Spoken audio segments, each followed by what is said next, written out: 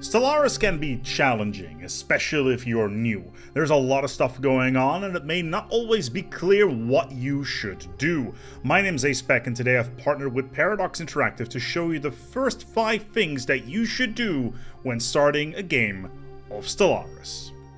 Once you've managed to get past the Empire selection menu after A, spending hours creating the perfect nation for your species, or B, just grab one off the shelf, the first thing you should probably do is select your science.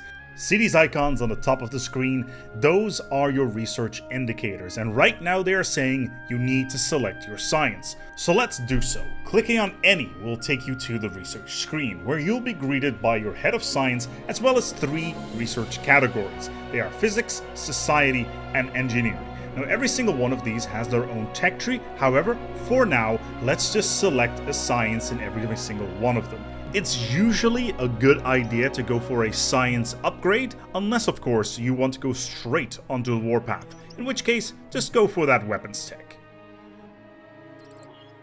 Now, with that out of the way, it's time to start exploring. The galaxy is full of resources, anomalies, secrets, and other empires, and a big part of the game is finding and exploiting them. Head over to the outliner on the right side of the screen and select your science ship.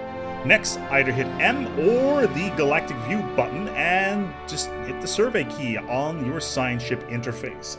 It is usually a good idea to beeline for systems with planets in them, so let's hit the survey button and then left click on the nearest system with a planet. You can also queue up other systems to survey by holding the shift key and then clicking on systems whilst having survey selected. Science ships are the only ones who can survey. However, if you have a military fleet with an admiral, they can also be used to explore systems you have access to. This is a great way to find new places to add to your science ship queue. Just be aware of the difference between surveying and exploring. The former is a deep investigation in what secrets a system might hold, the latter is just a casual drive-by. Now, if you change your mind about what to do first with your ships, but you don't want to remove your order queue, you can also press Ctrl and Shift combined whilst giving ships actions. Any orders given in this particular configuration will send that order right to the top of the order queue.